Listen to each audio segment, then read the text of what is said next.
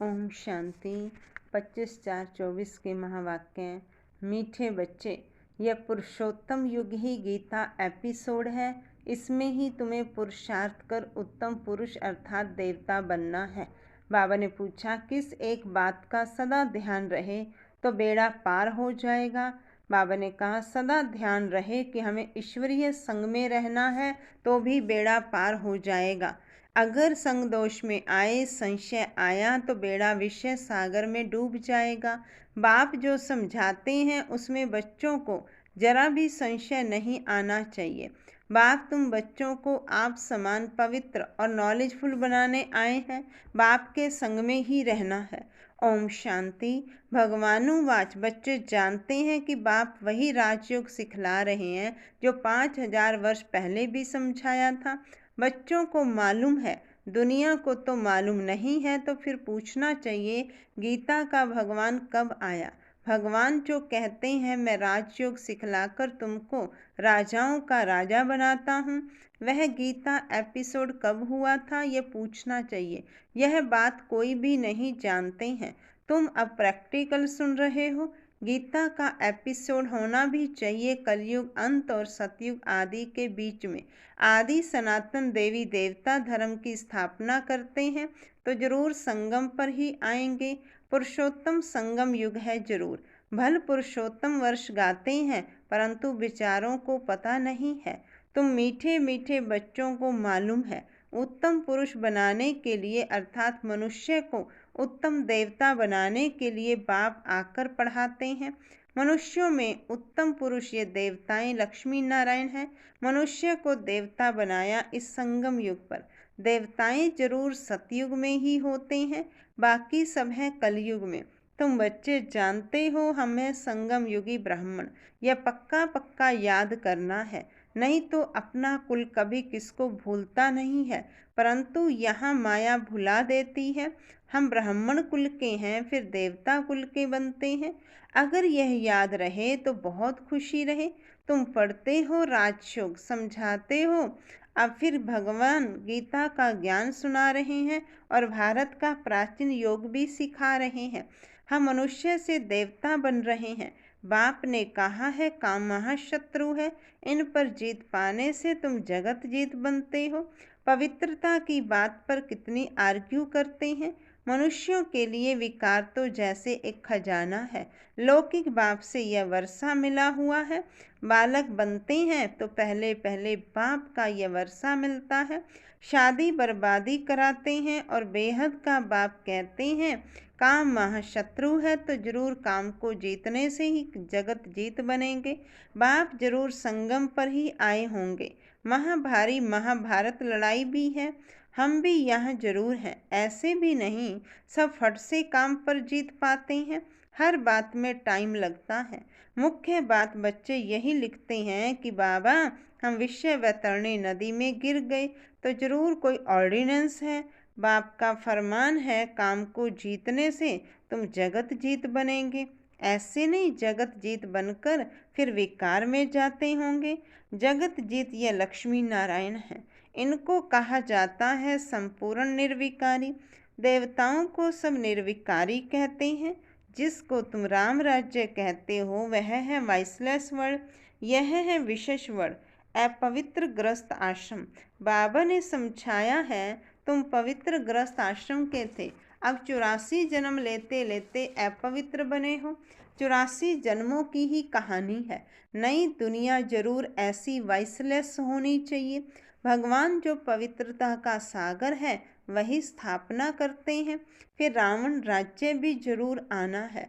नाम ही है राम राज्य और रावण राज्य। रावण राज्य माना ही आसुरी राज्य। अभी तुम आसुरी राज्य में बैठे हो। यह लक्ष्मी नारायण है दैवी राज्य की निशानी। तुम बच्चे प्रभात फेरी आदि निकालते हो। प्रभात सवेरे को कहा जाता है। उस समय मनुष्य सोए रहते हैं, इसलिए देरी से निकालते हैं। प्रदर्शनी भी अच्छी तब हो जब वहाँ सेंटर भी हो, जहाँ आकर समझें कि काम महाशत्रु है, इन पर जीत पाने से जगत जीत बनेंगे। लक्ष्मी नारायण का चित्र साथ में जरूर होना चाहिए। ट्रांसलाइट का इनको कभी भूलना नहीं चाहिए। यह एक चित्र और सीढ़ी ट्रक में जैसे देवियों को निकालते हैं, ऐसे तुम यह 2-3 ट्रक सजाकर उसमें मुख्य चित्र निकालते हो तो अच्छा लगता है। दिन प्रतिदिन चित्रों की वृद्धि भी होती जाती है, तुम्हारा ज्ञान वृद्धि को पाता रहता है। बच्चों की भी वृद्धि होती जाती है, उसमें गरीब साहूकार सब आ जाते हैं। शिव बाबा का भंडारा भरता जाता है। जो भंडारा भरते हैं उनको वहाँ रिटर्न में कई गुना मिल जाता है। तब बाप कहते, मीठे मीठे बच्चों, तुम हो पद्मा पद्म पति बनने वाले, सो भी 21 जन्मों के लिए। बाबा खुद कहते हैं तुम जगत का मालिक बन जाएंगे। 21 पीढ़ी मैं खुद डायरेक्ट आया हूँ, तुम्हारे लिए हथेली पर बहिश्त लाया हूँ। जैसे बच्चा जब पैदा होता है तो बाप का वर्षा उनकी हथेली पर ही है। बाप कहेंगे यह घर बार आदि सब कुछ तुम्हारा है। बेहद का बाप भी कहते हैं, तुम जो मेरे बनते हो तो स्वर्ग की बादशाही तुम्हारे लिए है। 21 पीढ़ी क्योंकि तुम काल पर जीत पा लेते हो, इसलिए बाप को महाकाल कहते हैं। महाकाल कोई मारने वाला नहीं है, उनकी तो महिमा की जाती है। समझते हैं भगवान ने यमदूत भेज मंगा लिया, ऐसी कोई बात है नहीं। यह सब है भक्ति मार्ग की बातें। बाप कहते हैं मैं कालों का काल हूँ। पहाड़ी लोग महाकाल को भी बहुत मानते हैं, महाकाल के मंदिर भी हैं, ऐसे झंडियाँ लगा देते हैं। तो बाप बैठ बच्चों को समझाते हैं, यह भी समझते हो कि राइट बात है। बाप को याद करने से ही जन्म जन्मांतर के विक्रम भस्म होते हैं, तो उसका प्रचार करना चाहिए। कुंभ के मेले आदि बहुत लगते हैं, स्नान करने का भी बहुत महत्व बताया है। अब तुम बच्चों को यह ज्ञान अमृत 5000 वर्ष के बाद मिलता है।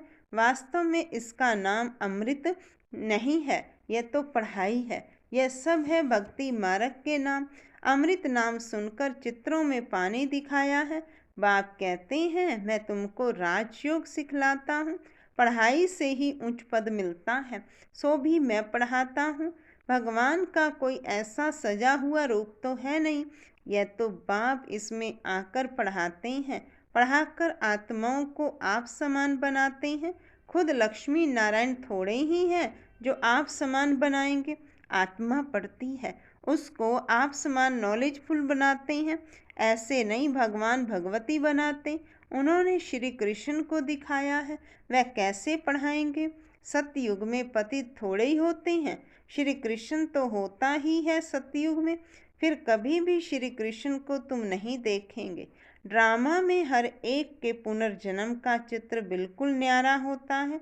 कुदरत का ड्रामा है, बनी बनाई बन रही। बाप भी कहते हैं तुम हूबहू इस फीचर से इसी कपड़े में कल्प कल्प तुम ही पढ़ते आएंगे। हूबहू रिपीट होता है ना। आत्मा एक शरीर छोड़ फिर दूसरा लेती है, जो कल्प पहले लिया था ड्रामा में कुछ फर्क नहीं पड़ता है। वह होती है हद की बातें, यह है बेहद की बातें, जो बेहद के बाप सिवाय कोई समझा नहीं सकते। इसमें कोई संशय नहीं हो सकता है। निश्चय बुद्धि हो फिर कोई न कोई संशय में आ जाते, संग लग जाता है। ईश्वरीय संग चलता चले तो पार हो जाए, संग छोड़ा तो विषय सागर में डूब जाएंगे। एक तरफ है क्षीर सागर, दूसरे तरफ है विषय सागर। ज्ञान अमृत भी कहते हैं। बाप है ज्ञान सागर, उनकी महिमा भी है। जो उनकी महिमा है वह लक्ष्मी नारायण को नहीं दे सकते हैं। बाप है पवित्रता का सागर। भल वह देवताएं सतयुग त्रेता में पवित्र है, परंतु सदैव के लिए तो नहीं रहते हैं, फिर भी आधा कल्प के बाद गिरते हैं। बाप कहते हैं मैं आकर सबकी सदगति करता हूँ। सदगति दाता मैं एक ही हूँ। तुम सदगति में जाते हो, फिर यह बातें होती नहीं है। अब तुम बच्चे सन्मुख बैठे हो, तुम भी शिव बाबा से पढ़कर टीचर बने हो। मुख्य प्रिंसिपल वह है, तुम आते ही उनके पास हो। कहते हैं हम शिव बाबा के पास आए हैं। अरे वह तो निराकार है। हाँ, वह आते हैं इनके तन में, इसलिए कहते हैं बाप दादा के पास जाते हैं। यह बाबा है उनका रथ, जिस पर उनकी सवारी है। उनको रथ घोड़ा अश्व भी कहते हैं। इस पर भी एक कथा है। दक्ष प्रजापिता ने यज्ञ रचा, कहानी लिख दी है, परंतु ऐसे तो है नहीं। शिव भगवानुवाच, मैं तब आता हूँ जब भारत में अति धर्म गलानी होती है। गीतावादी भल कहते हैं यदा यदा ही धर्मस्य ग्लानि, परंतु अर्थ नहीं समझते हैं। तुम्हारा ये बहुत छोटा झाड़ है, इनको तूफान भी लगते हैं।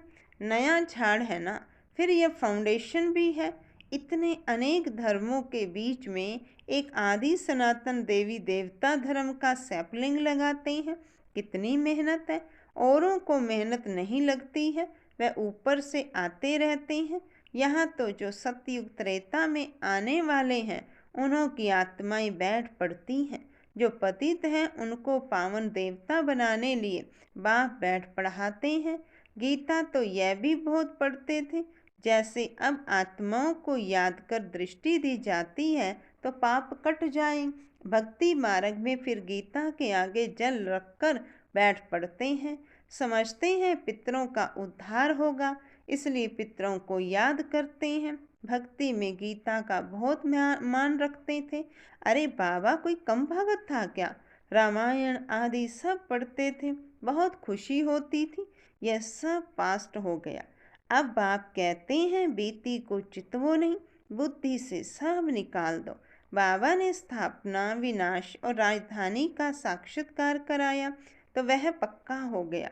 यह सब खलास होना है। यह पता नहीं था, बाबा ने समझा यह सब होगा।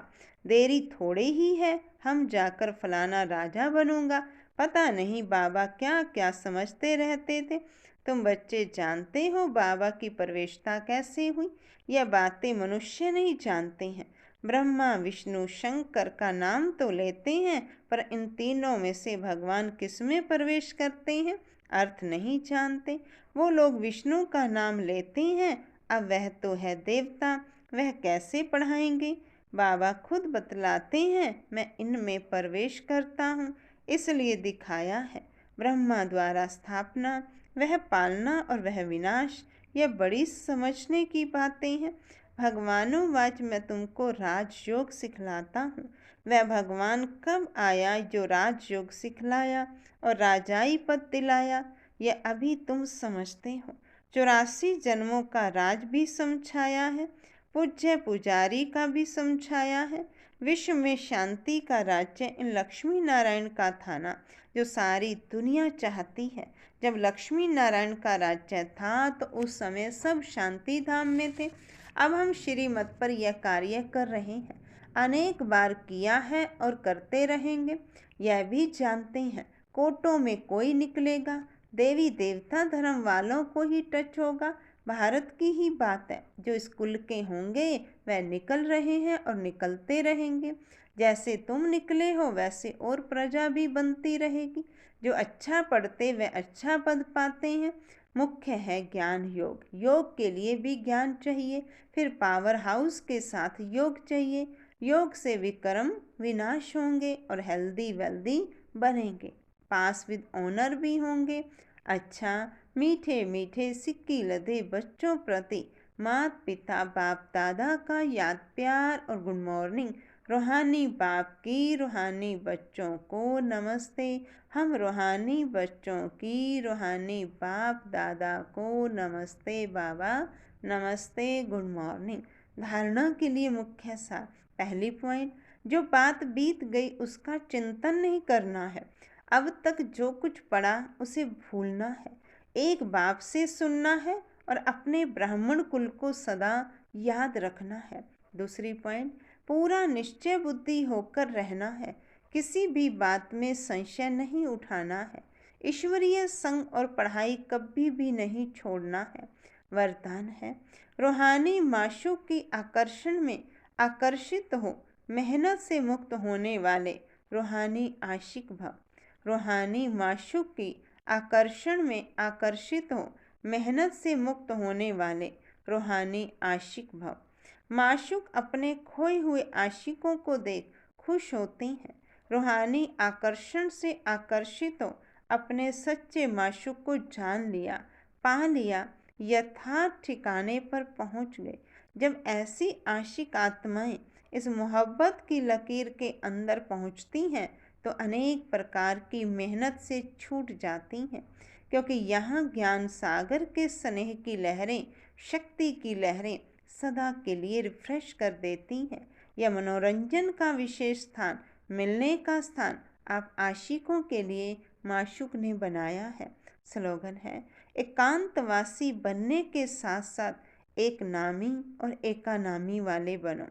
एकांतवासी बनने के साथ साथ एक नामी और एकानामी वाले बनो। अच्छा, ओम शांति, ओम शांति।